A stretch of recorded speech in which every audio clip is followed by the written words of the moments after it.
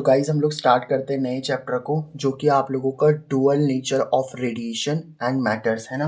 इस चैप्टर को बिल्कुल मैं आप लोगों को बेसिक से समझाऊंगा और एक एक बात आप लोगों को 101% समझ में आएगी, ठीक है। लगभग 2 पार्ट्स में बनाऊंगा इस वीडियो को मैं, मतलब इस चैप्टर को 2 पार्ट्स में ख़त्म करूंगा मैं, 2 वीडियो बना करके, और डिटेल्ड में आप लोगों का ख़त्म हो जाएगा ये चैप्टर, ठीक है। उसके बाद हम इसकी क्वेश्चंस प्रैक्टिस करेंगे तो चैप्टर और स्ट्रांग हो जाएगा आप लोगों का, ठीक है। देखो बेटा, सबसे पहले मैं आपको ये बताता हूँ, ये जो आप लोगों का चैप्टर है ना, बेसिकली ये आपका मॉडर्न फिजिक्स का पार्ट है। अब आप बोलोगे सर मॉडर्न फिजिक्स क्या होती है। देखो बेटा, मॉडर्न फिजिक्स जो होती है ना आप लोगों की, मॉडर्न फिजिक्स किसके साथ डील करती है। इट डील्स विद, है ना, it deals with the study of, it deals with the study of microscopic, microscopic, है ना, जो आपके माइक्रोस्कोपिक होते हैं, माइक्रोस्कोपिक पार्टिकल। माइक्रोस्कोपिक पार्टिकल का मतलब समझ रहे हो आप लोग, जैसे आपका इलेक्ट्रॉन हो गया। देखो इलेक्ट्रॉन बहुत छोटा पार्टिकल होता है कि नहीं होता, बताओ आप लोग। इलेक्ट्रॉन बहुत छोटा पार्टिकल होता है ना। तो ये जो आपका इलेक्ट्रॉन है, जो कि बहुत छोटा पार्टिकल है, इसके बिहेवियर के बारे में पढ़ना है ना। Deals with the behaviour of microscopic particle, आप ऐसा भी बोल सकते हो। किसके साथ में डील करता है बेटा ये, माइक्रोस्कोपिक पार्टिकल के बिहेवियर के साथ डील करता है। बिहेवियर का बोलने का मतलब पता क्या है, कि जैसे आपके पास में कोई इलेक्ट्रॉन है ना, तो वो इलेक्ट्रॉन आपका कितनी स्पीड से चल रहा है, समझ पा रहे हो बात को। तो वो इलेक्ट्रॉन आपका कितनी स्पीड से चल रहा है, उसी के बारे में ये सब स्टडी करना आपका मॉडर्न फिजिक्स का काम होता है। मतलब मॉडर्न फिजिक्स में आप लोग छोटे छोटे पार्टिकल्स की स्टडी करते हो, बहुत जो बड़े बड़े पार्टिकल्स होते हैं उनकी नहीं, उनकी स्टडी तो आप लोग 11th में करते हो ना, जो कि आप नहीं करते हो क्लासिकल मैकेनिक्स में। बट यहाँ पे मॉडर्न फिजिक्स में आप लोग के जो छोटे छोटे पार्टिकल्स होते हैं, उनके बिहेवियर के बारे में, मतलब उनकी स्पीड के बारे में, है ना, उनकी वेलोसिटी वगैरह, इन सब के बारे में आप लोग स्टडी करते हो, ठीक है। तो मतलब छोटे छोटे पार्टिकल्स के बारे में स्टडी करते हैं मॉडर्न फिजिक्स में हम लोग। अब देखो बेटा, सबसे पहले सवाल आता है कि सर ये रेडिएशन का मतलब क्या होता है। देखो बेटा, रेडिएशन का मतलब आप समझो अभी लाइट, है ना। रेडिएशन का मतलब अभी के लिए आप लोग क्या समझ सकते हो, रेडिएशन का मतलब होता है हमारे पास में, वैसे रेडिएशन का मतलब एनर्जी से ले सकते हो आप लोग, बट अभी आप रेडिएशन का मतलब यहाँ पे समझो लाइट को, ठीक है। तो रेडिएशन मतलब हो गया आप लोगों का लाइट। अब देखो क्या लिखा हुआ है यहाँ पे, डुअल नेचर ऑफ रेडिएशन। इस बात का मतलब क्या है, मैं आपको समझाता हूँ। देखो एक्चुअल में क्या था ना, कि जब आप लोगों का 1675 चल रहा था, इन ईयर 1675, मतलब जो आपका 1675 का टाइम चल रहा था ना, तो 1675 के टाइम में क्या हुआ, एक साइंटिस्ट आप सब जानते हो उनको, जिनका नाम था न्यूटन। न्यूटन ने एक बात बोली। न्यूटन ने क्या बोला, न्यूटन ने बोला कि जो आपकी लाइट होती है ना बेटा, वो लाइट किससे मिल करके बनी होती है, पार्टिकल से मिल करके बनी होती है। तो इन्होंने क्या कहा था, कि जो आपकी लाइट होती है, light is made up of, light is made up of small particle. जो लाइट होती है आप लोग की बेटा, वो स्मॉल पार्टिकल से मिल करके बनी होती है ना। मतलब जो लाइट है वो छोटे छोटे पार्टिकल से मिल करके बनी है, और उन पार्टिकल्स को इन्होंने क्या नाम दिया था, दीज पार्टिकल्स वर कॉल्ड कॉर्पस्क्यूल्स, है ना। इनको हम लोगों ने क्या नाम दिया था, इन पार्टिकल्स को, हमने नहीं, उन्होंने क्या नाम दिया था, these particle were called, in particles को क्या नाम दिया गया था बेटा आप लोगों का, कॉर्पस्क्यूल्स नाम दिया गया था। मैं समझाता हूँ इस बात का मतलब क्या है। देखो इन्होंने ये बोला कि जो आपकी लाइट होती है ना, बहुत ही ज़्यादा ऐसे छोटे छोटे पार्टिकल से मिल करके बनी हुई होती है। मतलब जो लाइट होती है आप लोगों की, वैसे छोटे छोटे पार्टिकल से मिल करके बनी होती है। और इसको हम लोग पता क्या बोलते हैं, इसको न्यूटन की कॉर्पस्कुलर थ्योरी भी बोलते हैं हम लोग, है ना। This is also called as your Newton's, है ना, Newton's corpuscular theory. Newton's corpuscular theory और कुछ नहीं है, बस ये थ्योरी ये बताती है कि जो लाइट है वो छोटे छोटे पार्टिकल से मिल करके बनी है, और उन पार्टिकल्स को हम लोगों ने क्या नाम दे दिया बेटा, कॉर्पस्क्यूल्स नाम दे दिया, ठीक है। तो ये तो सर 1675 की बात हो गई।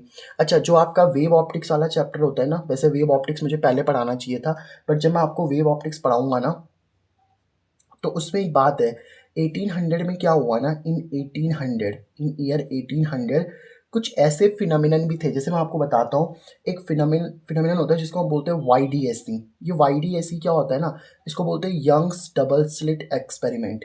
मैं आपको समझाता हूँ, देखो क्या होता है यंग्स डबल स्लिट एक्सपेरिमेंट। तो ये एक प्रकार का एक्सपेरिमेंट था, है ना, यंग्स का डबल स्लिट एक्सपेरिमेंट। ठीक है। ये यंग्स डबल स्लिट एक्सपेरिमेंट क्या होता था ना, मैं आपको थोड़ा बहुत समझा देता हूँ इसको। देखो इन्होंने क्या करा था, इस तरीके से यहाँ पे आप ऐसा समझ लो कार्डबोर्ड वगैरह ले लिया। जब मैं वेव ऑप्टिक्स पढ़ाऊंगा ना तो इसको डिटेल में पढ़ाऊंगा। तो इनको कहीं पे क्या हो रहे थे, जब ये यहाँ से लाइट डाल रहे थे ना, तो लाइट डालने पे इनको कहीं पे क्या मिलता था, कहीं पे तो ब्राइट स्पॉट मिलता था, कहीं पे डार्क स्पॉट मिल रहा था, है ना। तो कहीं पे ब्राइट, कहीं पे dark, bright dark, bright dark, इस तरीके से चल रहा था। कहीं पे ब्राइट मिल रहा था, पहले ब्राइट डार्क, फिर ब्राइट मिल रहा होगा, फिर डार्क मिल रहा होगा, फिर ब्राइट मिल रहा होगा। तो इस तरीके का इनको ऑब्जर्वेशन हो रहा था यहाँ पे। एक एक्चुअल में इन्होंने एक स्लिट पे किया था ये, है ना। तो बेसिकली इसको मैं आपको समझाऊंगा, जब मैं वेव ऑप्टिक्स पढ़ाऊंगा तो डेफिनेटली मैं आपको इस चीज़ को समझाऊंगा। तो इन्होंने ये जो आपका फिनोमिनन था ना YDSC वाला, यंग्स का डबल स्लिट एक्सपेरिमेंट, यंग्स एक साइंटिस्ट है, तो इन्होंने जो ये एक्सपेरिमेंट करा ना आप लोगों का, ये पता क्या था एक्चुअल में, इन्होंने 2 स्लिट ली थी, एक और स्लिट होती थी यहाँ पे, है ना। वो चलो जब मैं आपको पढ़ाऊंगा तो वो मैं आपको बता दूंगा। ये स्लिट 1, ये स्लिट 2 होती है। ये वेव ऑप्टिक्स में आपको मैं बताऊंगा जो वेव ऑप्टिक्स पढ़ेंगे, ठीक है। तो यंग्स का जो ये डबल स्लिट एक्सपेरिमेंट हो गया। एक और चीज़ इन्होंने बताई थी यहाँ पे, दैट इज़ योर डाइफ्रैक्शन। देखो बेटा, डाइफ्रैक्शन का मतलब क्या होता है कि जैसे आपके पास में कोई लाइट है ना, और लाइट अगर आपके किसी कॉर्नर पे गई और कॉर्नर से बेंड हो गई, उस फिनोमिनन को हम लोग डाइफ्रैक्शन बोलते हैं। एक फिनोमिनन और होता है आप लोगों का, जिसको हम लोग बोलते हैं इंटरफेरेंस। इंटरफेरेंस का मतलब क्या होता है, देखो मैंने आपको ये चीज़ तो आपको इलेक्ट्रोमैग्नेटिक वेव में मैंने आपको पढ़ाई ना, कि जो लाइट होती है वो एक प्रकार की वेव होती है। ऐसे लाइट आपकी क्या होती है बेटा, एक प्रकार की वेव होती है। तो जैसे एक वेव ये है और एक वेव ये है, तो देखो ये 2 वेव आपस में मिल रही है ना, तो 2 वेव का आपस में मिलना ये इंटरफेरेंस कहलाता है। तो लाइट के ये जितने भी नेचर थे ना आप लोगों का, Young's double slit experiment, diffraction, interference, ये लाइट के पता कौन से नेचर को प्रूव कर रहा था, ये लाइट के वेव नेचर को प्रूव कर रहा था आप लोगों का। समझ पा रहे हो बात को। तो पहले तो ये बोला जा रहा था कि लाइट आपकी पार्टिकल से मिलकर के बनी हुई है, लेकिन उसके बाद कुछ ऐसे फिनोमिनन्स हुए जैसे Young's double slit experiment, diffraction, interference, है ना। ये जो फिनोमिनन थे, ये क्या बता रहे थे कि जो लाइट है आप लोगों की, वो पार्टिकल से नहीं बल्कि वेव से मिलकर के बनी हुई है। समझ पा रहे हो बात को, है ना। और आज के टाइम में अगर मैं आपसे बताऊं ना, इसके बाद पता क्या हुआ इन ईयर, अब एग्जैक्टली मुझे याद नहीं है, 1900 समथिंग कुछ था, इन ईयर 1900 समथिंग था। अब आप 1900 ही लिख लो, ठीक है। 1900 के आसपास क्या हुआ, एक फिनोमिनन और हुआ जिसको हम लोग बोलते हैं यहाँ पे फोटो इलेक्ट्रिक इफेक्ट। इसी को हम लोगों को आज पढ़ना है, तो इसको मैं आपको डिटेल में पढ़ाऊंगा आज, ठीक है। That is called as your photo electric effect, है ना। शॉर्ट में इसको ई ई भी कह देते हैं, ठीक है। पीई का मतलब क्या है बेटा, फोटो इलेक्ट्रिक इफेक्ट। ये जो फोटो इलेक्ट्रिक इफेक्ट था, पता क्या बोल रहा था कि ये बोल रहा था कि जो लाइट होती है ना आप लोगों की, जो आपकी बेटा लाइट होती है, light is made up of small particle. जो लाइट है बेटा आप लोगों की, वो स्मॉल पार्टिकल्स से तो मिलके बनी हुई है, बट उन स्मॉल पार्टिकल्स को हम लोग कॉर्पस्क्यूल्स नहीं बोलते, बल्कि उन स्मॉल पार्टिकल्स को हम लोग बोलते हैं photons, are called as photons. अब ये फोटॉन्स क्या होते हैं मैं अभी आपको डिटेल में समझाऊंगा, बट अभी के लिए तो आप लिखो यहाँ पे, अभी मैं इस फोटॉन्स के बारे में आपको डिटेल में बताऊंगा, टेंशन मत लो। तो 1900 में एक फिनोमिनन और हुआ जो आपका फोटो इलेक्ट्रिक इफेक्ट होता है। ये क्या बोलता है कि जो लाइट होती है आप लोग की, वो स्मॉल पार्टिकल से मिलकर के बनी होती है, और इन स्मॉल पार्टिकल्स को क्या नाम देते हैं बेटा, हम लोग फोटॉन्स नाम देते हैं। समझ पा रहे हो बात को। फोटॉन्स को क्वांटा भी कह देते हैं, तो अभी मैं आपको बताने वाला हूँ खैर वो, बट इसको क्वांटा भी कह देते हैं, ठीक है। तो देखो जहाँ से आपकी स्टार्टिंग हुई थी ना, वहीं पे खत्म हो गया। पहले लाइट को बोला गया था कि वो पार्टिकल से मिलकर के बनी हुई है, बाद में आपका फिर से पार्टिकल नेचर आ गया। तो मतलब अब लोगों ने क्या बोला, देखो लाइट आपका पार्टिकल नेचर भी शो कर रहा है, क्योंकि फोटो इलेक्ट्रिक इफेक्ट क्या करता है, फोटो इलेक्ट्रिक इफेक्ट आपका लाइट का पार्टिकल नेचर शो कर रहा है ना। और ये वाले जो फिनोमिनल्स है आपके Young's double slit experiment, diffraction, interference, ये लाइट के वेव नेचर को शो कर रहे हैं। तो इसका मतलब क्या है बेटा, कि जो आप लोगों की लाइट है ना, उस लाइट का आप देखो पार्टिकल नेचर भी देखने को मिल रहा है आप लोगों को, है ना। लाइट का पार्टिकल नेचर भी देखने को मिल रहा है, और लाइट का आपको वेव नेचर भी देखने को मिल रहा है। मतलब लाइट के पास में पार्टिकल नेचर तो है ही, एज वेल एज इसके पास में वेव नेचर भी है। तो इसका मतलब लाइट के पास में 2 प्रकार का नेचर होता है ना, कि लाइट एक पार्टिकल की तरह भी बिहेव कर सकता है, और लाइट एक वेव की तरह भी बिहेव कर सकता है। तो इसीलिए हम लोग बोलते हैं कि जो आपकी लाइट होती है ना, लाइट के पास में क्या होता है बेटा, डुअल नेचर होता है। डुअल नेचर का मतलब होता है दोगलापन, दोहरा व्यवहार। समझ पा रहे हो बात को। डुअल नेचर का मतलब समझ ना, 2 टाइप्स का बिहेवियर होना। तो लाइट का देखो पार्टिकल नेचर भी है, और लाइट का आपका वेव नेचर भी है। समझ पा रहे हो बात को। अब देख लो आपके आसपास किसका डुअल नेचर है। ठीक है। तो सिंपल सी बात ये आप लोगों की, तो ये आप लोगों को जस्ट मैंने अभी इंट्रोडक्शन दिया है, ठीक है। तो इंट्रोडक्शन में हमने ये समझ लिया सर कि डुअल नेचर ऑफ रेडिएशन का मतलब क्या होता है ना। अभी डुअल नेचर आपको देखो आगे मैटर का भी दिख रहा होगा, तो ये भी मैं आपको अभी बताऊंगा। पूरा नाम पढ़ो ना, डुअल नेचर ऑफ रेडिएशन तो हमने समझ लिया। लाइट क्या है, एक प्रकार की रेडिएशन ही है, रेडिएशन मतलब एनर्जी, और लाइट तो एक प्रकार की एनर्जी होती है ना। तो एनर्जी का तो हमने डुअल नेचर देख दिया, सॉरी रेडिएशन का तो हमने डुअल नेचर देख दिया। अब हम मैटर का आगे देखेंगे, ठीक है। वो डी ब्रॉय आपको बताएंगे, डी ब्रॉकली या डी ब्रॉय, ठीक है। चलो उसकी बात अभी हम लोग करेंगे। तो कि क्या यहाँ तक की बात आपको समझ में आई बेटा? क्या आपको इंट्रोडक्शन समझ में आया पहले तो, है ना, कि लाइट के पास में पार्टिकल नेचर तो होता ही है बेटा, बट एज वेल एज क्या होता है आप लोग का वेव नेचर भी होता है, ठीक है। अब मैं आपको यहाँ पे समझाता हूँ इसके बाद, that is your Planck's quantum theory, ठीक है। तो इसके बाद आपको मैं समझाने वाला हूँ बेटा, that is your Planck's quantum theory. देखो प्लैंक की क्वांटम थ्योरी क्या कहती है, मैं आपको समझाता हूँ। देखो ध्यान से सुनना है इसको, आपको एक एक बात समझ में आ जाएगी। देखो पहले तो क्वांटम टर्म, जो क्वांटम टर्म होता है ना बेटा, इस क्वांटम का मतलब होता है छोटे लेवल पे बात करना, माइक्रोस्कोपिक लेवल पे बात करना। जब भी माइक्रो वर्ड बोला जाएगा ना, जब भी आपको बोला जाए माइक्रो, तो माइक्रो का मतलब होता है स्मॉल के लिए।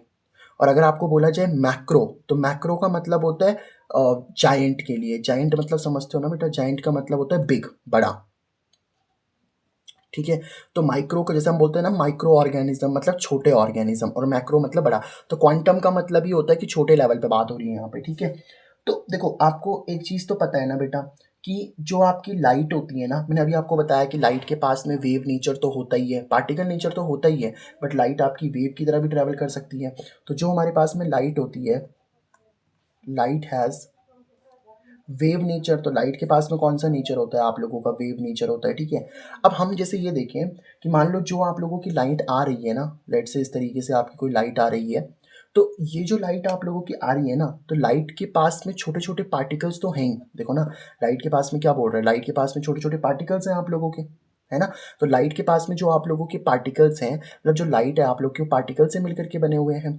तो लाइट के पास ये जो छोटे छोटे पार्टिकल्स हैं ना आप लोगों के, तो लाइट के पास ये जो छोटे छोटे पार्टिकल्स हैं, ये पैकेट्स की फॉर्म में आ रहे हैं, ठीक है। इस तरीके से किसकी फॉर्म में आ रही हैं, पैकेट्स की फॉर्म में आ रहे हैं। मतलब जो आपकी लाइट है ना, वो लाइट में एक्चुअल में आपके पैकेट्स आ रहे हैं, ऐसे एक पैकेट, दो पैकेट, तीन पैकेट, छोड़, चार पैकेट, इस तरीके से पैकेट्स की फॉर्म में आ रहे हैं। और ये जो आप लोगों के पैकेट्स होते हैं ना, स्मॉल पैकेट्स, ऐसे छोटे छोटे स्मॉल पैकेट्स की फॉर्म में जो लाइट आपकी आ रही है, ऐसे छोटे छोटे जो आपके स्मॉल पैकेट्स की फॉर्म में जो लाइट आ रही है ना, इन स्मॉल पैकेट्स को ही क्या नाम दिया हम लोगों ने पता है, these are called as your photons.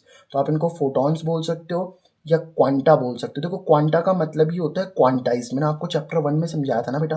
Quanta का मतलब क्या होता है यहाँ पे, क्वांटा का मतलब होता है क्वांटाइज, मतलब अगर लाइट में आपके ऐसे पार्टिकल्स आ रहे हैं ना, ऐसे फोटॉन्स पार्टिकल आ रहे हैं, तो या तो आपको एक फोटोन दिखेगा, या तो दो फोटोन दिखेगा, या तो तीन फोटोन दिखेगा। ऐसे डेढ़ फोटोन नहीं दिखेंगे आपको, ये ढाई फोटोन नहीं दिखेंगे, मतलब 1.5 या 2.5 इस तरीके से नहीं दिखेगा आप लोग को। समझ पा रहे हो ना बात को? तो हम बोलते हैं कि लाइट के पास में जो स्मॉल पैकेट्स होते हैं या स्मॉल पार्टिकल्स होते हैं, इनको हम लोग फोटॉन्स बोलते हैं, या फिर इनको क्या बोलते हैं हम लोग यहाँ पे, क्वांटा बोलते हैं। अब सोचो कि लाइट के पास तो एनर्जी है भाई। देखो जो भी आपकी लाइट होती है, लाइट के पास तो एनर्जी होती है ना। तो जो अब देखो जो लाइट है आप लोग की, लाइट किससे मिलकर के बनी हुई है, फोटॉन से मिलकर के बनी हुई है। तो फोटॉन के पास में भी तो एनर्जी होती होगी। तो अगर आपसे कोई पूछे ना बेटा, what is the energy of photon, अगर आपसे कोई पूछे एनर्जी ऑफ फोटॉन क्या होती है, तो देखो पहले तो जो एनर्जी होती है ना बेटा आप लोगों की, वो एनर्जी डायरेक्टली प्रोपोर्शनल होती है न्यू के। ये जो सिंबल होता है ना आप लोग का, this is symbol of new. और न्यू का मतलब क्या होता है आपके पास में, new is called for frequency. New आपका फ्रीक्वेंसी होता है। देखो मैं आपको ये चीज़ समझाता हूँ, ये बात आपको आगे तक याद रखनी है। जैसे आपके पास में कोई वेव होती है, लेट से हमारे पास में देखो ये एक वेव है, इस तरीके से एक वेव है। देखो ये वेव यहाँ से चलना स्टार्ट हुई, फिर ऊपर गई, फिर नीचे गई, और फिर यहाँ पे पहुँच गई। तो एक वेव इस तरीके से बनती है ना। तो एक वेव की जो लेंथ होती है ना बेटा आप लोगों की, एक वेव की जो लेंथ होती है, इसको हम लोग बोलते हैं wavelength. This is called as your wavelength, and इसको हम लोग डिनोट करते हैं लैम्डा से, ठीक है। This is the symbol of lambda, है ना। क्या नाम होता है इसका बेटा, लैम्डा होता है। तो एक तो वेव होती है कि वेव की कितनी लेंथ होती है, उसको हम लोग वेव लेंथ बोलते हैं। और एक होती है आप लोग की टर्म जिसको हम लोग बोलते हैं फ्रीक्वेंसी। फ्रीक्वेंसी को हम लोग इस न्यू से, ऐसे वी को ऐसा टेढ़ा कर दो, है ना। तो फ्रीक्वेंसी ये होता है आप लोग का, ये न्यू का सिंबल होता है, ठीक है, न्यू। फ्रीक्वेंसी का मतलब क्या होता है कि जैसे मान लो आपके पास में एक पॉइंट है ना, तो एक पॉइंट से आपकी कितनी वेव निकल रही हैं, एक पॉइंट से 1 सेकंड में कितनी वेव निकल रही हैं, 1 सेकंड में कितनी यहाँ से वेव पास हो रही हैं, है ना? जैसे आपके पास में ये पॉइंट है, तो इस पॉइंट से 1 सेकंड में कितनी वेव निकल रही है, इसी को हम लोग फ्रीक्वेंसी बोलते हैं यहाँ पे। तो सोचो, अगर एनर्जी ज़्यादा होगी, अगर आपके पास में एनर्जी ज़्यादा होगी तो ऑब्वियस सी बात है उसकी फ्रीक्वेंसी भी ज़्यादा होगी। समझ पा रहे हो ना इस बात को? मतलब अगर फ्रीक्वेंसी ज़्यादा होने का मतलब क्या है बताओ? फ्रीक्वेंसी ज़्यादा होने का मतलब है कि इस पॉइंट से आप लोग की वेव वेव निकलती जा रही है, फटाफट निकलती जा रही है। तो फटाफट कब निकलती जा रही होंगी? जब उनकी एनर्जी ज़्यादा होगी। समझ पा रहे हो बात को? तो यही मैं कह रहा था कि एनर्जी जो होती है वो डायरेक्टली प्रोपोर्शनल होती है फ्रीक्वेंसी के, ठीक है? अच्छा, एक चीज़ यहाँ से, एक और चीज़ देख लो आप लोग कि जो फ्रीक्वेंसी होती है ना बेटा, वो इन्वर्सली प्रोपोर्शनल होती है लैम्ब्डा के। अब ये सर क्या है? देखो सोचो, अगर किसी वेव की वेवलेंथ ज़्यादा है, मतलब जैसे अगर मान लो ये पॉइंट है, अब यहाँ से अगर एक इतनी बड़ी वेव को निकलना है और यहाँ से अगर एक इतनी छोटी वेव को निकलना है, तो कौन सी वेव जल्दी निकल जाएगी? ऑब्वियस सी बात है, ये वाली वेव जल्दी निकल जाएगी क्योंकि छोटी वेव है ना। तो अगर वेवलेंथ ज़्यादा होगी तो फ्रीक्वेंसी कम हो जाएगी आप लोग की। देखो वेवलेंथ ज़्यादा है ना आप लोग की, तो इस पॉइंट से अगर सोचो इतनी बड़ी बड़ी वेवलेंथ निकल रही है, तो यहाँ से तो 1 सेकंड में कम ही वेव निकल पाएंगी क्योंकि उसकी लेंथ ज़्यादा है ना। यहाँ पे देखो लेंथ आपकी कम हो गई, तो अगर लेंथ कम हो गई तो वेव फटाफट निकल जाएंगी आप लोग की। समझ पा रहे हो बात को? तो अगर वेवलेंथ ज़्यादा होगी तो फ्रीक्वेंसी कम, और वेवलेंथ कम होगी तो फ्रीक्वेंसी क्या हो जाएगी आप लोग की ज़्यादा। आई होप आप इस वाले पॉइंट को याद रखोगे, ठीक है? तो एनर्जी डायरेक्टली प्रोपोर्शनल होती है फ्रीक्वेंसी के, मतलब एनर्जी बढ़ाओगे तो फ्रीक्वेंसी भी बढ़ेगी, या फ्रीक्वेंसी बढ़ाओगे तो एनर्जी बढ़ेगी। यहाँ से प्रोपोर्शनलिटी साइन हटा दो जरा, तो इक्वल आ जाएगा आप लोग का, और साथ में एक कांस्टेंट आता है जिसको हम लोग बोलते हैं एच, और साथ में आप लोग का फ्रीक्वेंसी आ गई। ये जो ई होता है ना बेटा, देखो ई क्या है यहाँ पे? ई है एनर्जी ऑफ फोटोन। तो ई तो क्या हो गया बताओ आप लोग का? E is your energy of photon. ये जो न्यू है बताओ आप लोग का, ये न्यू क्या हो जाएगा? This is the frequency. किसकी फ्रीक्वेंसी? फोटोन, फोटोन की फ्रीक्वेंसी, फ्रीक्वेंसी ऑफ फोटोन, ठीक है? और ये जो एच होता है ना बेटा आप लोगों का, this H is called as Planck's constant, है ना? ये एच क्या होता है आप लोगों का? प्लैंक्स कांस्टेंट होता है। इस एच की वैल्यू आप याद रखना, ठीक है? एच की वैल्यू क्या होती है बेटा? दिस इज योर 6.634 इंटू में 10⁻34 जूल्स पर सेकेंड। शायद -34 ही था यार, एक बार आप चेक कर लेना जरूर, ठीक है? जहाँ तक मुझे याद है -34 ही था वैसे, क्योंकि आपको ये वैल्यू गिवन ही होती है पेपर में, ठीक है? बट एक बार आप लोग चेकआउट कर लेना, या मैं भी देख लूँगा इसको एक बार, ठीक है? वैसे -34 ही होता है जहाँ तक मुझे याद है। तो अब देखो, ये आपकी एनर्जी भी निकल के आ गई, मतलब एक फोटोन के पास में एनर्जी भी होती है, ठीक है? अच्छा, एक चीज़ मैं आपको और बता देता हूँ कि जो भी आपका फोटोन होता है ना बेटा, फोटोन का रेस्ट मास ज़ीरो होता है। मतलब अगर आपके पास में ये पॉइंट आप नोट करके लिख लेना, ठीक है? कि जो आपके पास में फोटोन होता है ना, the rest mass of photon is zero. मतलब फोटोन का रेस्ट मास कितना होता है आप लोगों का? ज़ीरो होता है। तो the rest mass of photon, the rest mass of photon is zero. तो फोटोन का जो रेस्ट मास होता है ना बेटा आप लोगों का, वो कितना होता है? ज़ीरो होता है, ठीक है? और एक और बात मैं आपको बता देता हूँ, तो जो फोटोन होता है वो लाइट की स्पीड से चलता है। भाई लाइट किससे मिलकर के बनी है? पार्टिकल से, और उन्हीं पार्टिकल्स को तो हम फोटॉन्स बोल रहे हैं। सो फोटॉन्स, जो आपके फोटॉन्स होते हैं ना बेटा, travel with travel with speed of light. तो जो फोटोन होते हैं बेटा आप लोग के, वो किससे ट्रैवल करते हैं यहाँ पे? स्पीड ऑफ लाइट से ट्रैवल करते हैं। स्पीड ऑफ लाइट पता है आपको कितनी होती है? सी की वैल्यू होती है 3 × 10⁸ मीटर पर सेकेंड, है ना? ये आपकी स्पीड ऑफ लाइट होती है, और इतनी स्पीड से क्या होते हैं बेटा, आपके फोटोन ट्रैवल कर रहे होते हैं, ठीक है? तो आई होप आपको प्लैंक्स क्वांटम थ्योरी समझ में आ गई होगी। प्लैंक्स की क्वांटम थ्योरी यही बोलती है कि जो लाइट होती है आप लोग की, वो छोटे छोटे पार्टिकल से मिलकर के बनी होती है, और मतलब उनको स्मॉल पैकेट से मिलकर के बनी होती है। इन स्मॉल पैकेट्स को ना एनर्जी पैकेट भी बोल देते हैं, क्योंकि देखो एनर्जी तो है ही नहीं इनमें, तो इनको एनर्जी पैकेट्स भी बोलते हैं हम लोग, ठीक है? और इन्हीं एनर्जी पैकेट्स को आप लोगों ने फोटॉन्स या फिर क्या नाम दे दिया बेटा? क्वांटा नाम दे दिया। आई होप आपको यहाँ तक की जो बात है ना, यहाँ तक की बात आई होप आपको समझ में आ रही होगी। क्या यहाँ तक का पॉइंट अभी तक जो मैंने आपको बताया क्या क्लियर है बेटा? ठीक है, तो यहाँ तक की बात अगर आपको समझ में आ गई ना, तो इसके बाद अब मैं आपको सिखाता हूँ फोटो इलेक्ट्रिक इफेक्ट, जो हमको पढ़ना है यहाँ पे, ठीक है? So now we are going to study about the photo electric effect. ठीक है, तो अब हम लोग समझने वाले हैं यहाँ पे what is that? That is your photo electric effect. तो now put on the heading photo electric effect. ठीक है, शॉर्ट में इसको पीईई बोलते हैं, ठीक है? पीईई। वैसे कॉम्पटन इफेक्ट भी होता है, पता है? वो भी लाइट के पार्टिकल नेचर को ही शो करता है। चलो उसके बारे में कभी हम डिटेल में बात करेंगे। तो फोटो इलेक्ट्रिक इफेक्ट क्या होता है मैं आपको समझाता हूँ, देखो ध्यान से सुनना। जैसे मान लो ये आपके पास में कोई मेटल की सरफेस है, मतलब आपके पास में कोई मेटल है और ये हमने कोई मेटल की सरफेस ले ली, ठीक है। तो ये मान लो आपके पास में क्या है बेटा, कोई मेटल की सरफेस है, ठीक है।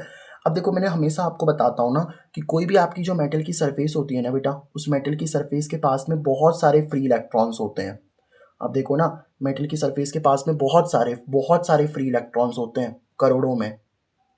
तो बहुत सारे क्या होते हैं बेटा, इसके पास में फ्री इलेक्ट्रॉन्स होते हैं। तो अगर आप देखोगे ना, तो अगर आपने एक मेटल की सरफेस ले ली, तो उस मेटल की सरफेस में आपको बहुत सारे फ्री इलेक्ट्रॉन्स देखने को मिलेंगे। अच्छा, अब होता क्या है, एक चीज़ मेरे को यहाँ और बतानी थी आपको। देखो E is equal to H, frequency तो आया ना, E is equal to H ऐसे, ठीक है। फ्रीक्वेंसी की जगह पे मैं क्या लिख सकता हूँ बताओ। यहाँ से एक काम करो कि मैंने आपको ये वाला फॉर्मूला बताया था ना, देखो एक काम करो, फ्रीक्वेंसी ऐसे, ठीक है। अब इस प्रोपोर्शनैलिटी वाले साइन को हटाओगे तो इक्वल आ जाएगा, और साथ में कांस्टेंट आएगा सी। सी क्या होती है, स्पीड ऑफ लाइट, और लैम्डा तो नीचे चली रहा है। तो फ्रीक्वेंसी का फॉर्मूला क्या होता है आप लोग का, सी बाई लैम्डा। तो यहाँ पे आप देखो ना, इस फ्रीक्वेंसी की जगह पे क्या लिख सकते हो, सी बाई लैम्डा। तो एनर्जी का आप ऐसा फॉर्मूला भी बोल सकते हो कि क्या होता है आप लोग का, एच सी बाई लैम्डा भी होता है आप लोगों का, ठीक है। ये भी आप बोल सकते हो। अब जैसे मान लो आपने क्या करा, यहाँ पे इस मेटल की सरफेस पे कोई रेडिएशंस डाली। रेडिएशंस का मतलब समझ रहे हो ना आप लोग, रेडिएशंस मतलब कोई लाइट डाली आपने, ऐसा बोल सकते हो आप लोग। तो आपने यहाँ पे क्या डाली, कोई इस तरीके से रेडिएशंस डाली। रेडिएशंस डालने का मतलब आप लाइट डाल रहे हो, है ना। लाइट मतलब आप एनर्जी दे रहे हो इसको। अब सोचो, जब ये इलेक्ट्रॉन है ना आप लोगों का, इस इलेक्ट्रॉन्स को रेडिएशंस मिलेंगे। रेडिएशंस बोलने का मतलब है कि क्या मिलेगी बेटा, इसको एनर्जी मिलेगी। Okay sir. तो जब इसको एनर्जी मिलेगी ना, तो जैसे ही इस इलेक्ट्रॉन को एनर्जी मिलेगी, तो इलेक्ट्रॉन को एनर्जी मिलने के बाद उसकी काइनेटिक एनर्जी बढ़ जाएगी। सोच के देखो ना, अब इलेक्ट्रॉन्स को एनर्जी मिलेगी तो उसकी काइनेटिक एनर्जी बढ़ेगी कि नहीं बढ़ेगी। यस सर, उसकी काइनेटिक एनर्जी तो इंक्रीज ही होगी ना बेटा। काइनेटिक एनर्जी इंक्रीज होने का मतलब पता क्या है, कि इलेक्ट्रॉन्स ऐसे तेज तेज मूव करने लग जाएंगे, और अगर ये तेज तेज मूव करेंगे तो ये आपकी इस मेटल की सरफेस से बाहर आ जाएंगे, है ना। तो हम बोलते हैं इलेक्ट्रॉन्स जो होंगे आप लोगों के, वो क्या हो जाएंगे, eject out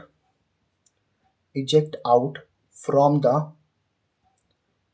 the metal surface. जो इलेक्ट्रॉन्स होंगे बेटा आप लोगों के, वो इस मेटल की सरफेस से क्या होंगे, इजेक्ट आउट हो जाएंगे, मतलब वो बाहर निकल जाएंगे। और इसी फिनोमिनन को तो हम लोग फोटो इलेक्ट्रिक इफेक्ट बोलते हैं।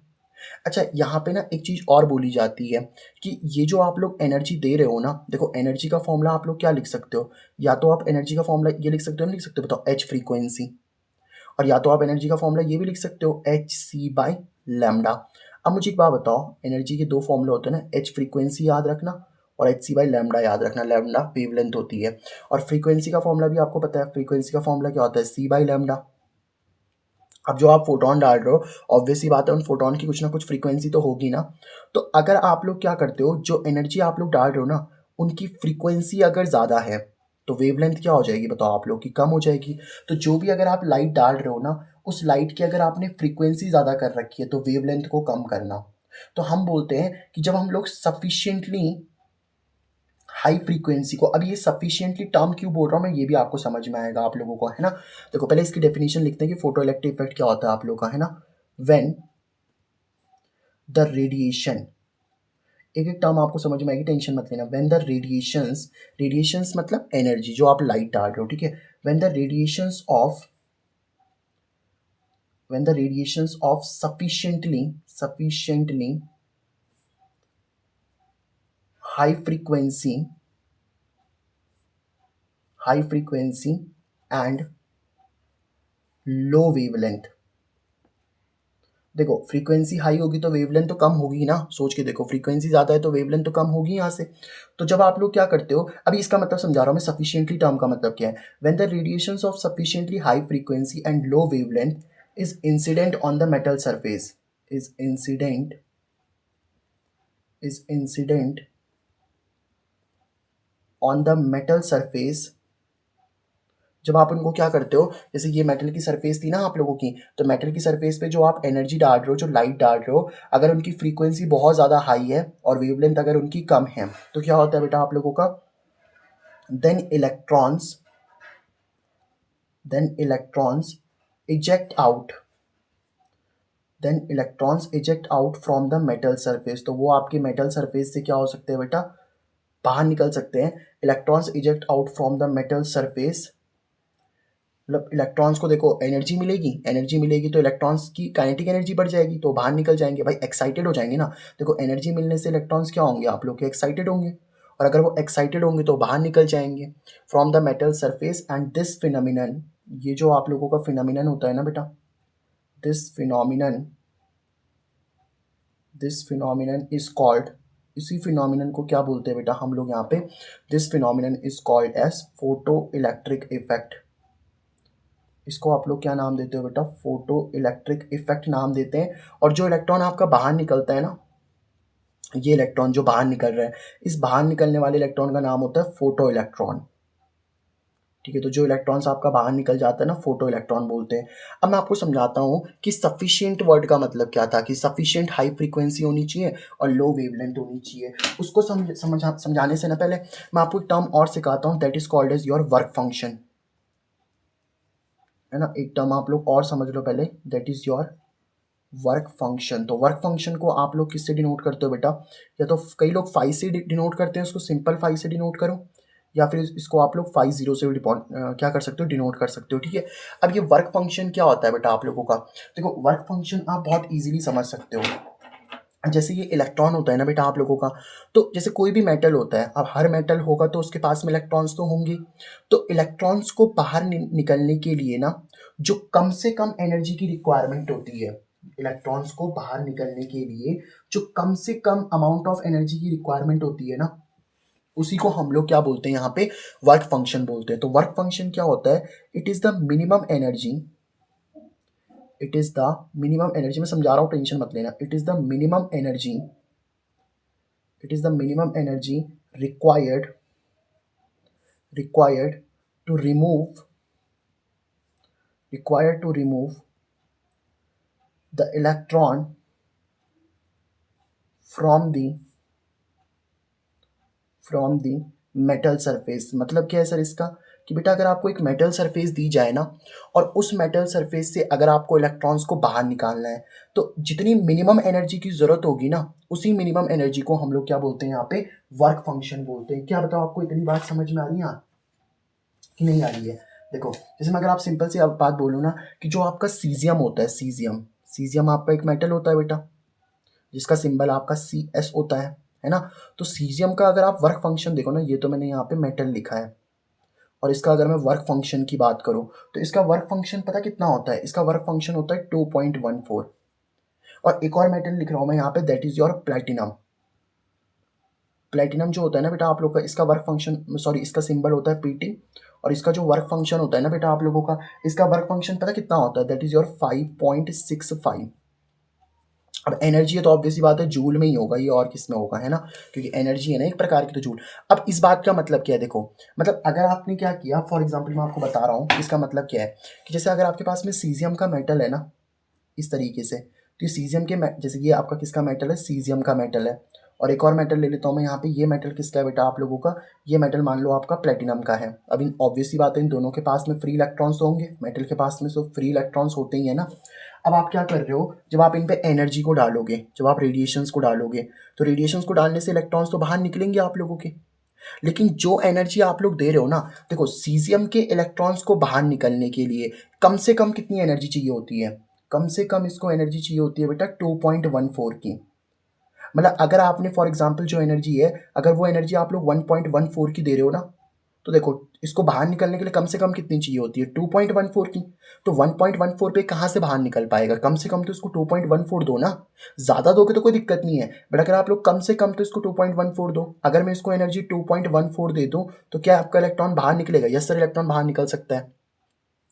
अगर आप इसको 3.14 की दे दो, यस सर बाहर निकल सकता है, लेकिन 1.14 की दोगे फिर तो इलेक्ट्रॉन बाहर नहीं निकल पाएगा ना। यही जैसे अब देखो प्लेटिनम है आप लोगों का, प्लेटिनम के लिए अगर आप देखो ना, तो 5.65 आ रही है आप लोगों की। मतलब आपको इससे, मतलब अगर 5.65 की रेडिएशंस में अगर देता हूँ, मतलब अगर 5.65 की एनर्जी मैंने इसको दी प्लेटिनम के मेटल को, तो यस इलेक्ट्रॉन आपका इजेक्ट हो जाएगा। लेकिन अगर मान लो मैं 4 की दे देता हूँ, तो इसको तो चाहिए कम से कम कितनी, 5 की, आप इसको 4 दे रहे हो, तो फिर तो बाहर नहीं निकल पाएगा ना। तो जो आपकी मिनिमम एनर्जी रिक्वायर होती है ना इलेक्ट्रॉन्स को बाहर निकालने के लिए, उसी को हम लोग वर्क फंक्शन बोलते हैं। तो इसीलिए तो मैं कह रहा था कि जो आप रेडिएशंस डाल रहे हो ना, जो आप लाइट डाल रहे हो, वो हाई फ्रीक्वेंसी की होनी चाहिए। भाई देखो ना, एनर्जी की वैल्यू क्या होती है आप लोग की, एनर्जी का फॉर्मूला एच फ्रीक्वेंसी होता है कि नहीं होता। तो सफिशिएंटली हाई फ्रीक्वेंसी बोलने का मतलब क्या है भाई, फ्रीक्वेंसी बढ़ाओगे तो एनर्जी भी बढ़ेगी ना आप लोगों की। तो मतलब कम से कम जितनी एनर्जी से बाहर निकलना है ना, उस उतनी तो दो आप लोग। मतलब जैसे इसको 2.14 की एनर्जी चाहिए ना बाहर निकलने के लिए, तो कम से कम 2.14 की तो दो। इसीलिए हम लोग क्या लिख रहे हैं यहाँ पे, सफिशिएंटली वर्ड लिख रहे हैं। मतलब जितनी उसको बाहर निकलने के लिए चाहिए, मतलब जितना उसका वर्क फंक्शन है, जैसे सीजियम का वर्क फंक्शन 2.14 है, मतलब उसको बाहर निकलने के लिए कम से कम तो इतनी एनर्जी चाहिए। इससे कम दोगे तो बाहर नहीं निकलेगा। इसीलिए हम लोगों ने यहाँ पे सफिशिएंटली टर्म का यूज़ किया, ठीक है। तो आई होप आप लोगों को ये जो फोटो इलेक्ट्रिक इफेक्ट है ना बेटा, ये समझ में आ गया होगा, और वर्क फंक्शन भी आप लोगों को समझ में आ गया होगा। बताओ यहाँ तक अगर आपको कोई दिक्कत नहीं है, सो कैन वी मूव बेटा। बताओ यहाँ तक अगर आपको कोई दिक्कत नहीं है, तो क्या हम लोग आगे चल सकते हैं क्या। अब एक चीज़ देखना जरा, मैं एक चीज़ आपको बताता हूँ कि जैसे आपके पास में कोई भी इलेक्ट्रॉन होता है ना बेटा, लेट से कोई भी इलेक्ट्रॉन है आपके पास में, और अगर हम लोग कोई भी इलेक्ट्रॉन लेते हैं, उससे पहले मैं आपको एक चीज़ और समझा देता हूँ, that is your electron volt, क्योंकि आपको इसकी भी ज़रूरत पड़ेगी ना, है ना। तो उस चीज़ को मैं समझा देता हूँ आप लोगों को, that is your electron volt. क्योंकि आज के लेक्चर में अगर हम छोटी छोटी बातों को समझ लेंगे ना, तो फिर ये चैप्टर आप लोग के लिए बहुत ईजी हो जाएगा, ठीक है।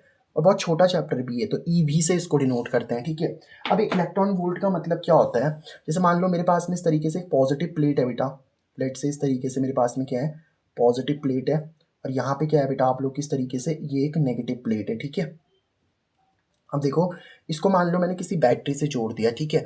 तो लेट से अगर मैं इसको किसी बैटरी से जोड़ देता हूँ, ऑब्वियसली बात है, ये आपका पॉजिटिव टर्मिनल होगा, ये नेगेटिव टर्मिनल हो जाएगा, तभी तो यहाँ पे पॉजिटिव नेगेटिव चार्ज आया होगा ना। और यहाँ पे मान लो आप लोगों की कितने वोल्ट की बैटरी है, 1 वोल्ट की बैटरी है। तो जो आपने बैटरी लगा रखी है ना बेटा, वो बैटरी कितने वोल्ट की है, 1 वोल्ट की बैटरी है। अब देखो, जैसे मान लो यहाँ पे मैंने बीच में कोई इलेक्ट्रॉन रख दिया। अब एक बात बताओ, इलेक्ट्रॉन पे तो नेगेटिव चार्ज होता है, तो इलेक्ट्रॉन्स आपका पॉजिटिव की तरफ क्या करने लग जाएगा, बताओ, मूव करने लग जाएगा। तो 1 वोल्ट की बैटरी लगाने पे इलेक्ट्रॉन्स आपका कितनी तेजी से इस प्लस की तरफ जा रहा है ना, उसी को हम लोग इलेक्ट्रॉन वोल्ट बोल रहे हैं यहाँ पे। और ये 1 इलेक्ट्रॉन वोल्ट की एनर्जी आप लोग याद रखना। देखो, इलेक्ट्रॉन वैसे तो आपका मूव नहीं कर सकता, लेकिन जैसे ही आप 1 वोल्ट की बैटरी लगाओगे ना, तो इस इलेक्ट्रॉन को एनर्जी मिल जाएगी और ये पॉजिटिव की तरफ भागने लग जाएगा। तो जितनी एनर्जी गेन करता है ना इलेक्ट्रॉन, जो एनर्जी इलेक्ट्रॉन ने गेन करी होगी पॉजिटिव की तरफ भागने के लिए, क्योंकि देखो पहले तो इलेक्ट्रॉन भाग नहीं सकता, मान लो आपने बैटरी नहीं लगा रखी तो इलेक्ट्रॉन भागेगा थोड़ी ना। लेकिन जब आप लोग क्या करोगे, इस इलेक्ट्रॉन को, जब ये जो आप लोग का इलेक्ट्रॉन है, जैसे आप इस पे 1 वोल्ट की बैटरी लगाओगे, तो इलेक्ट्रॉन आपका किसकी तरफ भागने लग जाएगा, पॉजिटिव की तरफ। तो जितनी एनर्जी उसने गेन करी है ना पॉजिटिव की तरफ भागने के लिए, बैटरी से तो उसको एनर्जी मिली होगी, तो जितनी एनर्जी उसने गेन करी है पॉजिटिव की तरफ भागने के लिए, उसी को 1 इलेक्ट्रॉन वोल्ट बोलते हैं। और इसकी वैल्यू आप याद रखना, वो होती है 1.6 इंटू 10⁻⁻19 और साथ में जूल। देखो, एक इलेक्ट्रॉन पे तो आपको चार्ज पता है ना कितना होता है, एक इलेक्ट्रॉन का चार्ज ये तो होता है 1.6 इंटू 10⁻19, बस एनर्जी है तो जूल लिख दो यहाँ पे। तो इलेक्ट्रॉन वोल्ट को आप कैसे डिफाइन कर सकते हो, it is the energy gain, it is the energy gain by the electron, it is the energy gain by the electron, electron ने जितनी एनर्जी गेन करी है फ्रॉम 1 वोल्ट बैटरी, यानी कि 1 वोल्ट की बैटरी से जितनी एनर्जी गेन होती है ना, फ्रॉम 1 वोल्ट बैटरी, 1 वोल्ट की बैटरी से जितनी एनर्जी आपकी गेन होती है, so that electrons move, electron move towards positive part, towards positive part की, इलेक्ट्रॉन जो है बेटा आप लोग को किसकी तरफ घूम सके, यहाँ पे पॉजिटिव पार्ट की तरफ जा सके, है ना। उसी को हम लोग क्या बोलते हैं यहाँ पे, कॉल्ड एज 1 इलेक्ट्रॉन वोल्ट। उसी को आप लोग क्या बोलते हो बेटा, 1 इलेक्ट्रॉन वोल्ट बोलते हो। अब देखो, ये जो वर्क फंक्शन मैंने आप लोग को समझाया था ना, जो वर्क फंक्शन मैंने आपको समझाया था, उससे पहले भी मैं आपको कुछ बातें बता देता हूँ कि देखो, ये फोटो इलेक्ट्रिक इफेक्ट है ना आप लोगों का, तो इलेक्ट्रॉन्स को मेटल सरफेस की बाहर निकालने से एक तरीका क्या है कि आप लोग रेडिएशंस को दो, और भी बहुत सारे तरीके होते हैं। तो इलेक्ट्रॉन्स के एमिशन के टाइप्स भी होते हैं। तो अब आप एक काम करो, नेक्स्ट रीडिंग आप लोग टाइप्स ऑफ इलेक्ट्रॉन एमिशन भी लिख सकते हो, ठीक है। तो नेक्स्ट रीडिंग आप लोग डाल दो, टाइप्स ऑफ इलेक्ट्रॉन एमिशन। तो नेक्स्ट रीडिंग आप लोग डालो, that is your types of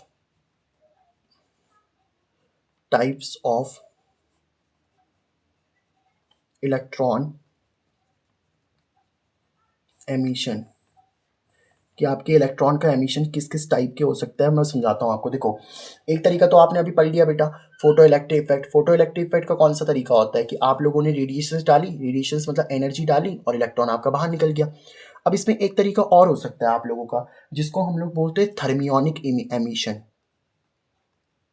है ना, that is called as your thermionic emission. अभी थर्मियोनिक एमिशन का मतलब क्या होता है, देखो बट ये जो थर्मियन टर्म है ना, थर्मियन टर्म, थर्मियन का मतलब होता है हीट, ठीक है। थर्मियन का मतलब क्या होता है बेटा आप लोगों का, हीट होता है। तो थर्मियोनिक जो आपका थर्मियोनिक वर्ड है ना, ठीक है, तो थर्मियोनिक एमिशन में जो वर्ड है ना आपका थर्मियोनिक, ये बेसिकली थर्मियन वर्ड से निकला है, थर्मियन। और थर्मियन का मतलब पता क्या होता है, थर्मियन का मतलब होता है हीट। मतलब जैसे मान लो इसमें क्या होता है कि अगर आपके पास में एक मेटल की सरफेस है ना, ये क्या ले ली बेटा मैंने यहाँ पे, this is the metal surface. तो ये जो आपकी मेटल की सरफेस होगी, अब बताओ इस मेटल की सरफेस के पास में बहुत सारे फ्री इलेक्ट्रॉन्स होंगे कि नहीं होंगे, यस सर, इसके पास में तो बहुत सारे फ्री इलेक्ट्रॉन्स होंगे। बट अब आपने क्या किया बेटा, आप इस मेटल की सरफेस को एक काम करो, इसको आप हीट कर लो। जैसे ही आप इसको क्या करोगे बेटा, हीट करोगे, तो गर्म करने से क्या होगा बताओ, इलेक्ट्रॉन्स को एनर्जी मिलेगी, और एनर्जी मिलने से वो क्या हो जाएंगे, आपके बाहर निकल जाएंगे। तो इस तरीके का जो एमिशन होता है ना, जिसमें एनर्जी मतलब हीट देने से इलेक्ट्रॉन्स बाहर निकलते हैं, उसी को हम लोग बोलते हैं थर्मियोनिक एमिशन। और जो इलेक्ट्रॉन्स आपके बाहर निकलते हैं ना, जो इलेक्ट्रॉन्स आपके क्या होते हैं बेटा, बाहर निकलते हैं, उनको बोलते हैं थर्मो इलेक्ट्रॉन। थर्मो इलेक्ट्रॉन मतलब ऐसे इलेक्ट्रॉन्स जो आपकी हीट से बाहर निकले हों, ठीक है, these are called as your thermo electrons. I hope आपको बात समझ में आई होगी। तो थर्मियोनिक एमिशन आपने समझ लिया। फोटो इलेक्ट्रिक एमिशन तो अभी मैंने आपको समझा दिया था। सेकंड टाइप का जो एमिशन आता है ना बेटा आप लोगों का, that is your secondary emission. अब ये सेकेंडरी एमिशन का मतलब क्या होता है, देखो मैं आपको समझाता हूँ। सेकेंडरी एमिशन, है ना, तो ये सेकेंडरी एमिशन का मतलब क्या होता है बेटा आप लोगों का, देखो सेकेंडरी एमिशन का मतलब क्या होता है कि जैसे मान लो आपके पास में फॉर एग्जांपल ये मेटल की सरफेस है। अब आपको पता है कि जैसे हम लोगों ने ये मेटल की सरफेस ले रखी है ना, तो इस मेटल की सरफेस के पास में बहुत सारे फ्री इलेक्ट्रॉन्स होंगे कि नहीं होंगे, यस सर। तो मेटल की सरफेस के पास में बहुत सारे फ्री इलेक्ट्रॉन्स तो होंगे ना आप लोग के, बिल्कुल होंगे सर। तो यहाँ पे मैंने क्या कर रखा है, इस तरीके से ये इलेक्ट्रॉन्स होंगे। अब इलेक्ट्रॉन्स को आपने इस तरीके से एनर्जी दे दी, ठीक है। अब इलेक्ट्रॉन्स को जो आप एनर्जी दोगे, तो वो तो खैर कौन सी एनर्जी है, जब जब आप रेडिएशन दे रहे हो वो तो आपका फोटो इलेक्ट्रिक इफेक्ट है। लेकिन मान लो अगर आपने क्या किया, इस पे इलेक्ट्रॉन्स को डाला, आपने इस पे इलेक्ट्रॉन्स की बम्बार्डिंग कर दी, इलेक्ट्रॉन्स की क्या कर दी यहाँ पे, बम्बार्डिंग है, मैं इलेक्ट्रॉन्स को फोड़ डाला इस पे, ठीक है, इलेक्ट्रॉन्स को इस तरीके से आपने इसके ऊपर फेंक दिया। तो होगा क्या, अब जैसे ये इलेक्ट्रॉन इस इलेक्ट्रॉन से टकराएगा तो ये उछल के बाहर निकल जाएगा, है ना। ये इलेक्ट्रॉन को जैसे इस इलेक्ट्रॉन को, जैसे होता है ना यार, एक पत्थर पे दूसरे पत्थर को मारते उछल के उधर चला जाता है, तो वैसे अगर इस इलेक्ट्रॉन ने इस इलेक्ट्रॉन को हिट करेगा तो बाहर निकल जाएगा। इसीलिए तो इसको सेकेंडरी एमिशन बोल रहे हैं, क्योंकि ये जो पहले जो मेटल की सरफेस के पास जो इलेक्ट्रॉन्स है वो तो प्राइमरी हो गए, समझ पा रहे हो बात को, और जो बाहर उसको निकाल रहे हो वो सेकेंडरी हो गए। समझ पा रहे हो बात को, बाहर वाले इलेक्ट्रॉन्स मार रहे हैं ना उसको, तो बाहर वाले इलेक्ट्रॉन्स को आप सेकेंडरी बोलो, किसी को भी प्राइमरी सेकेंडरी बोल सकते हो, ऐसा कुछ नहीं है। समझ पा रहे हो बात को। अब जो इलेक्ट्रॉन्स आपके बाहर निकलते हैं उनको हम लोग सेकेंडरी इलेक्ट्रॉन बोलते हैं, ठीक है, this is called as your secondary electron. I hope आपको बात समझ में आ रही होगी, ठीक है। अच्छा, तो ये हो गया आप लोगों का कौन सा टाइप का एमिशन, सेकेंडरी एमिशन। तीसरा होता है बेटा आप लोगों का, that is called as your field emission. तो नेक्स्ट टाइप का जो एमिशन होता है ना बेटा आप लोगों का, that is called as your field emission. अभी फील्ड एमिशन क्या होता है आप लोगों को, इसको मैं समझाता हूँ आप लोगों को, आई होप आपको बात समझ में आएगी, ठीक है। जैसे मान लो ये आपके पास में क्या है, इस तरीके से पॉजिटिव प्लेट है, तो यहाँ पे हम लोगों ने क्या लगा दी, इस तरीके से पॉजिटिव प्लेट लगा दी, और यहाँ पे क्या लगा दी बेटा आप लोगों ने, इस तरीके से नेगेटिव प्लेट लगा दी। अब सबको पता है पॉजिटिव से नेगेटिव की तरफ एक इलेक्ट्रिक फील्ड बनती है कि नहीं बनती, यस सर। पॉजिटिव से नेगेटिव की तरफ क्या बनती है बेटा आप लोग की, इस तरीके से इलेक्ट्रिक फील्ड बनती है। तो पॉजिटिव से नेगेटिव की तरफ एक इलेक्ट्रिक फील्ड बनेगी, इलेक्ट्रिक फील्ड बनेगी ना, इलेक्ट्रिक फील्ड वेक्टर क्वांटिटी होती है। अब आप इसमें एक मेटल की सरफेस रख दो, तो मेटल की सरफेस हमने रख दी, मेटल की सरफेस के पास में क्या होगा बताओ आप लोग का, मेटल की सरफेस के पास में फ्री इलेक्ट्रॉन्स होंगे। अब देखो होगा क्या, यहाँ जो अंदर इलेक्ट्रिक फील्ड बन रही है ना बेटा, वो बहुत ही ज़्यादा स्ट्रॉन्ग इलेक्ट्रिक फील्ड बन रही है। ईएफ का मतलब क्या है, इलेक्ट्रिक फील्ड। तो जो अंदर आप लोगों की इलेक्ट्रिक फील्ड बन रही है ना, वो बहुत ही ज़्यादा स्ट्रॉन्ग इलेक्ट्रिक फील्ड बन रही है। वो इतनी स्ट्रॉन्ग इलेक्ट्रिक फील्ड बन रही है कि इस इलेक्ट्रॉन को बाहर ही निकाल देगी, इजेक्ट कर देगी। इजेक्ट करने का मतलब होता है बाहर निकाल देना। तो जब आप लोगों का इलेक्ट्रिक फील्ड के थ्रू एमिशन होता है ना, एमिशन मतलब होता है बाहर निकलना, तो इलेक्ट्रिक फील्ड के थ्रू जब आपका इलेक्ट्रॉन बाहर निकल रहा होता है ना, तो उस तरीके के एमिशन को क्या बोलते हैं बेटा हम लोग यहाँ पे, फील्ड एमिशन बोलते हैं, ठीक है। उस तरीके का हम लोग क्या बोलते हैं यहाँ पे, फील्ड एमिशन बोलते हैं। अच्छा, एक चीज़ मैं और बता देता हूँ आपको, ये जो इलेक्ट्रॉन वोल्ट मैंने आपको बताया था ना, ये जो इलेक्ट्रॉन वोल्ट बताया था मैंने आपको, ये इलेक्ट्रॉन वोल्ट जो होता है ना, ये एनर्जी की सबसे स्मॉलेस्ट यूनिट होती है। तो आप इस बात को यहाँ पे नोट करके लिख भी सकते हो कि it is the smallest unit, it is the smallest unit. ये क्या होती है बेटा आप लोग की, स्मॉलेस्ट यूनिट होती है किसकी, स्मॉलेस्ट यूनिट ऑफ एनर्जी। तो एनर्जी की जो सबसे छोटी यूनिट होती है ना बेटा आप लोग की, वो कौन सी होती है आप लोग की, इलेक्ट्रॉन वोल्ट ही होती है। ठीक है, तो आई होप आपको यहाँ तक की बात समझ में आ गई होगी। यहाँ तक की बात आपको क्लियर है बेटा, बताओ यहाँ तक की बात अगर क्लियर है ना। तो देखो इस लेक्चर में मैंने क्या किया बेटा, इस लेक्चर में मैंने आप लोग को इस चैप्टर का इंट्रोडक्शन दे दिया। इंट्रोडक्शन में हमने dual nature of radiation and matter के बारे में जितना भी इसका इंट्रोडक्शन था वो मैंने आपको समझाया। अब नेक्स्ट जो वीडियो होगी ना उस चैप्टर, उसमें मैं इस चैप्टर को ही खत्म कर दूंगा। उसमें हम लोगों को क्या क्या पढ़ना होगा, उसमें मैं आपको आइंस्टीन की फेमस फोटो इलेक्ट्रिक क्वेश्चन भी पढ़ाऊंगा, जितने भी ग्राफ्स होंगे उसमें क्लियर करेंगे, और डी ब्रॉय की जो वेवलेंथ वाला थ्योरी है, और हॉलबर्ग और लेनार्ड ने भी इस पे कुछ एक्सपेरिमेंट करे थे, हर्ट्ज ने भी करा था कुछ एक्सपेरिमेंट, वो सब मैं आपको नेक्स्ट वीडियो में पढ़ा दूंगा। तो जितने भी आपके ऑब्जर्वेशन ग्राफ वगैरह है ना, वो मैं आपको नेक्स्ट वीडियो में करवा दूंगा, और डेरिवेशन भी आपको नेक्स्ट वीडियो में करवा दूंगा। ठीक है, तो वो शायद इससे बड़ी वीडियो बन सकती है, बट उसमें आपका ये चैप्टर खत्म हो जाएगा। तो होपफुली आपको बातें समझ में आई होगी, बातें समझ में आई तो चैनल को सब्सक्राइब और दोस्तों के साथ शेयर जरूर कर देना।